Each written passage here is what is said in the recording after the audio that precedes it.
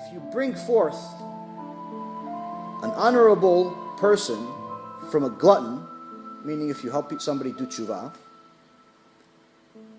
then you will be like my own mouth. What does it mean, then you will be like my own mouth? Kepitiye. Rashi says, this means that the Kiruv person, whoever is helping somebody do tshuva, like Rabbi Mizrahi, Rabbi Zamir Cohen, Rabbi Alona Nava, there's a few really, really good rabbis out there that are truly working and spending the last 20 or so years saving souls. Rashi says that Kepitiye, like my mouth you will be, means that this Kiruv person would not only deliver the word of Hashem, but can actually override Hashem's decrees. Hashem is saying that if you're actually helping my children, not only will I take care of your children, but if I decrete something, for example, someone to die, or chas v'shalom, someone to lose money, or someone to get sick, or some type of trouble in the world,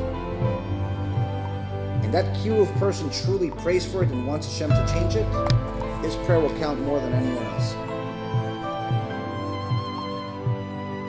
In Masechet Avot, Rabbi Natan,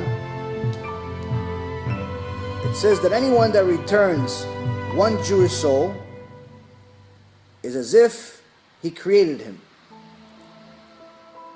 Not that we just, a common thing that we know, anyone that returns a Jewish soul has bought himself a new world. It's like if you chase a Jew to make him do tshuva over 70 years, your life was worth it. Your life, you bought yourself the next world. Here he's saying it's even higher. He's saying it's as if you were God himself and created that person. And where does he get it? It's the same source, which is from this Jeremiah. The Midrash on Mizmor in Tehillim 116, so Hashem says to the tzaddikim, again this particular verse, Kepitiye, says, I am the creator of the worlds and bring back the dead, and you are the same.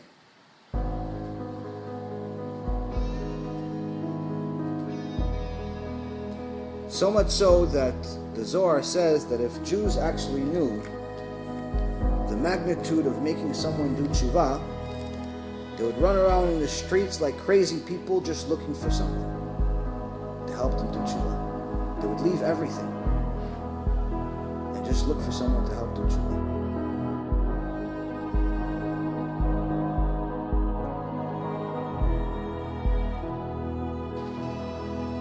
The wise will shine like the radiance of the firmament, and those who teach righteousness to the multitude will shine like the stars forever and ever.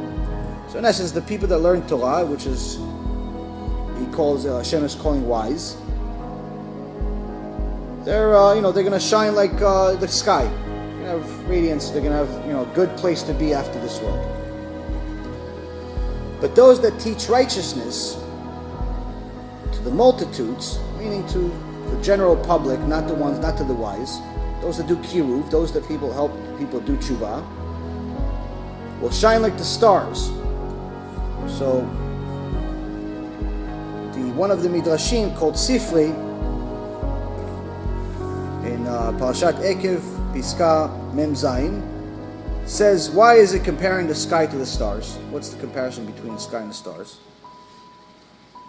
Just like the stars are much higher than the sky, that's the people that are making people do tshuva in comparison to somebody that's just learning Torah. Further, it also says that the highest level of Gemilut Chasadim is to do Kiruv. What's Gemilut Chasadim? If anyone that learned a little bit about the end of times, the Messianic times, the sages say that there's only two things that are going to save us. Our money is not going to save us, our brain's not going to save us, our friends and family are not going to save us. Only two things are going to save us at the end of times: Torah and Gemilut Chasadim. Torah is obviously learning Torah and putting it into our life, not just being a scholar that knows a lot of things but does nothing. And Gemilut Chasadim means kindness. But kindness that requires effort. There's tzedakah and there's chesed. Tzedakah is just giving someone money. Someone needs money, you just give them money. Kindness means that you're not only giving him money, or sometimes don't give him money, but you give your time, which is more important. So instead of going out there and telling a guy, listen, by the way, you should listen to so-and-so rabbi, I think he's good, you actually give the guy the disc, or you give him the link. Make his life easier by doing part of the work for him. Or instead of, let's say, for example, telling a guy directions, actually take him there. That's kindness. So the highest level of kindness is Kiruv. The highest level of kindness is actually helping somebody do tshuva.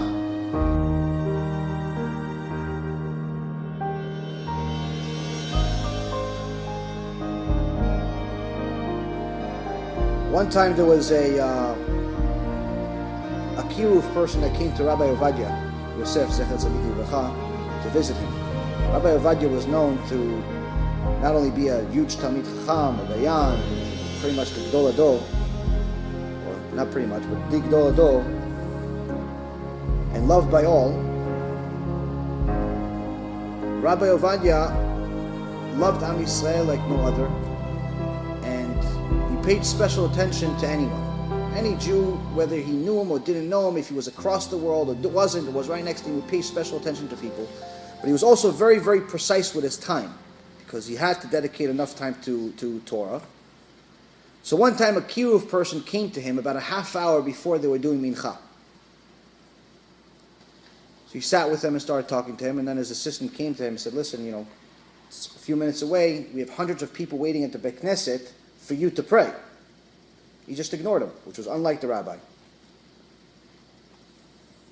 10 more minutes. It's 2 o'clock, which is when they start praying. He's still not coming. 2:10, 2:15, 2:20, and each time somebody comes, he's completely ignoring them. At 2:20, he had to respond finally to his assistant, telling him, listen, according to the Torah, this person that's helping, he never said who the person is, so I don't know who it is, but whoever this person was that was in front of him that's doing Kiruv, he says he's one of the stars, which means he's worth more than the rest of the people that are waiting, so let them wait. Because he cares enough about the children of Israel, the children of Hashem himself, he deserves special treatment.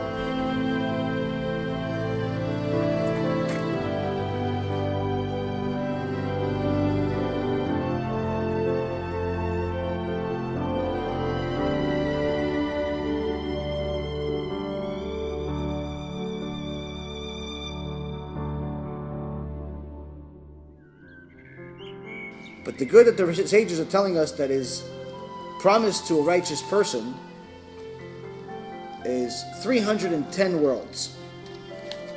In Judaism, each one of the letters that we have has a numerical value. So Aleph has 1, Bet has 2, and so on and so forth. It's called Gimatria. The numerical value of Zikui Arabim, which means benefiting the public or doing Kiruv, is 310. Same thing as the 310 worlds.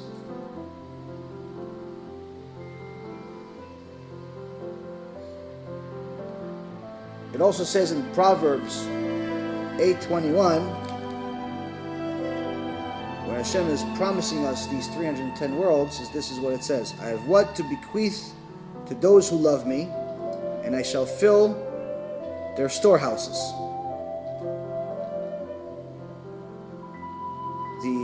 I have what to bequeath in essence in Hebrew it's called yesh.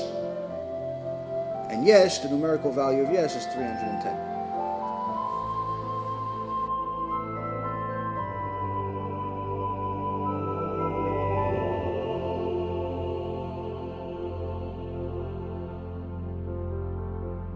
So again, from all of this, we learn a little bit of an idea of the significance of Zikui Rabim.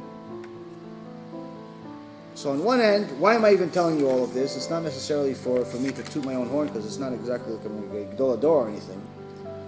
But first of all, is to understand that the mentality is still the same. It's still an investment mentality. It's just a bit of an investment. Why is it relevant to you or anyone that's watching? Is because everyone could be a Mizakeh Rabim, just in different ways. You don't have to be a Darshan. You don't have to be someone that speaks to Mizakeh Rabim, to do Kiruv. If you can't speak, if you have money, contribute money. Buy a few of these discs of people that are actually doing it, and give it to someone that's not keeping anything. Or even if someone that's keeping, but perhaps not enough. If you don't have money, a lot of this stuff is available for free. Get a link on the internet of a good drasha, of a good lecture, and send it to a friend or a family. Hey, by the way, look, this Torah and Science by Rabbi Mizrahi is life-changing. It's 4 hours, you can cut it into 3 parts, but it'll change your life. This Life After Death movie that he made is also amazing. This near-death experience that Rabbi Alon Nava made is also amazing. You send people a link on YouTube, they watch it. If they do something about it, after learning the truth, it changes their entire life. And all of what I said is if you just save one person. Which means that the 310 is just for one person. Each person that you save is an endless amount of benefit, both in this world and the next. On my end, I see the benefits every single day, mainly because I see myself physically, I see myself mentally, and obviously I'm living a life where somehow the bills are being paid. I haven't worked in over a year. I can't tell you that I have millions in the bank. I don't have anything in the bank, but somehow the bills are being paid. Happy? All the money in the world that I had is not even worth an hour of today. Not even an hour. The best thing that ever happened to me is that entire disaster that I thought was a disaster.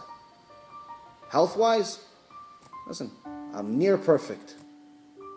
Especially if I compare myself to where I was. Yes, of course, here and there's a few things, but overall, the fact that I could speak in front of you today is a miracle of its own. So I know it works. I'm the example. Some people have different stories. Some people died and came back to life. Some people just woke up by seeing something. Different people have different stories. My story is more comprised of a combination of millions of dollars, a medical mystery, a disaster, and a bunch of miracles after it. Every single person will have their own story. And like I said, every single person can take advantage of the one main thing that'll get us saved at the end of days that we find ourselves in.